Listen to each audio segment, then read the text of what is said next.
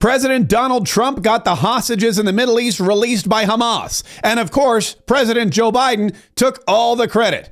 Here's what Trump posted on Truth Social. We have a deal for the hostages in the Middle East. They will be released shortly. Thank you.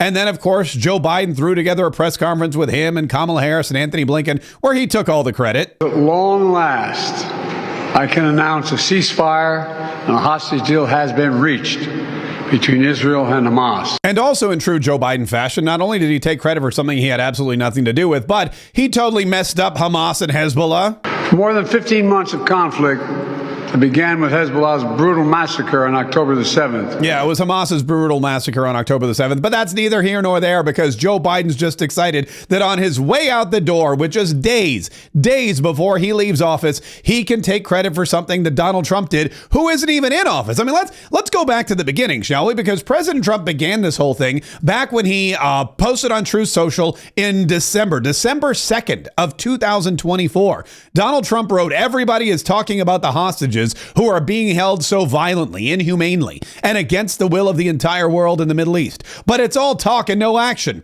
Please let this truth serve to represent that if the hostages are not released prior to January 20th, 2025, the date that I proudly assume office as President of the United States of America, there will be, quote, all hell to pay in the Middle East. And for those in charge who perpetrated these atrocities against humanity, those responsible will be hit harder than anybody has been hit in the long and storied history of the United States of America. Release the hostages now." That was Donald Trump in December saying, all hell to pay if you don't release the hostages. And he didn't back off. This is something that he said just the other day.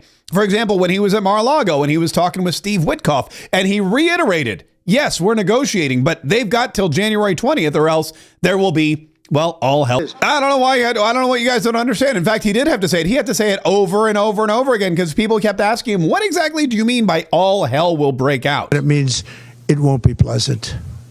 It's not going to be pleasant. Yeah. I mean, all hell breaking. Of course, it's not going to be pleasant.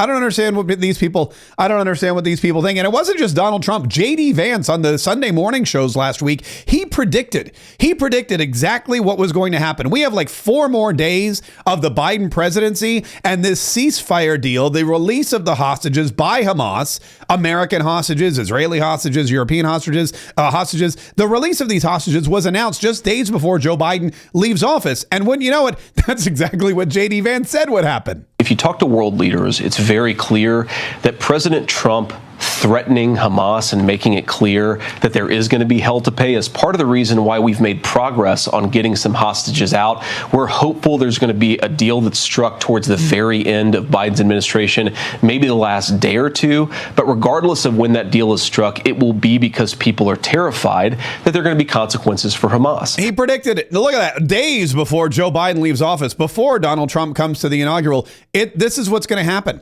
This is what's going to happen. And it happened exactly the way they predicted.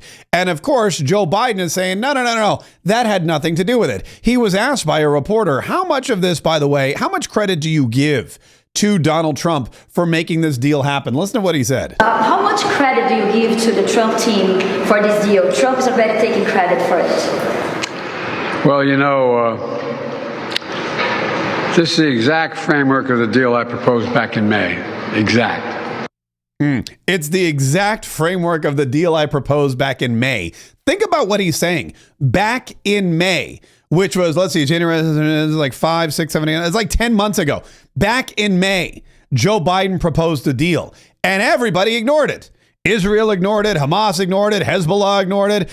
Back in May of last year, Joe Biden proposed a ceasefire and didn't nobody cease fire. Back in May, Joe Biden of last year proposed a plan where the hostages would be released and didn't nobody release no hostages.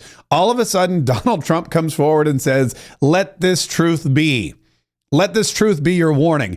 If you do not release the hostages by the time I become president of the United States on January 20th, 2025, all hell will break loose. As you know, I gave warning that if these hostages aren't back home by that date, all hell's going to break out. Yeah, all hell's going to break out. Even Mike Waltz, who's his national security advisor, soon to be, he talked about how there's going to be consequences if this doesn't happen. It's just unacceptable, and there are going to be consequences to those who think they can take an American. There is going to no longer be any upside for anyone who harms Americans abroad. And that's exactly what we want in a president. And that's exactly what we want. We want somebody who's going to go in there and show the world, hey, we don't want any trouble. We don't want you taking hostages. We don't want you invading anyone. And if you do, we will literally wipe you off the face of the earth, and we won't lose a minute of sleep over it. We will blow you out of the stratosphere, and then we'll go down to Mar-a-Lago and have some Diet Cokes to celebrate.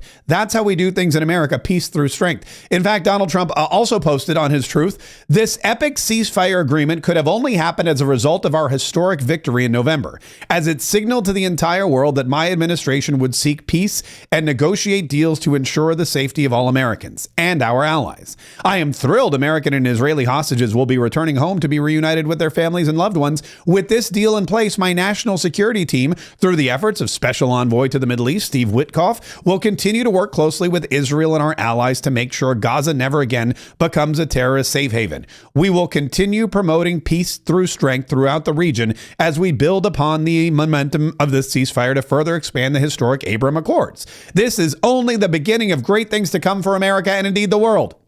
We have achieved so much without even being in the White House. Just imagine all of the wonderful things that will happen when I return to the White House and my administration is fully confirmed so they can secure more victories for the United States of America. What Donald Trump did before returning to the White House is something that Joe Biden couldn't do in, let's see, May, June, July, August, September, October, November, December, January, in 9 months. 9 months ago, Joe Biden said, this is the same. What did he say? This is the same thing that I predicted back in May? Back in May? How much credit do you give to the Trump team for this deal? Trump is already taking credit for it. Well, you know, this is the exact framework of the deal I proposed back in May.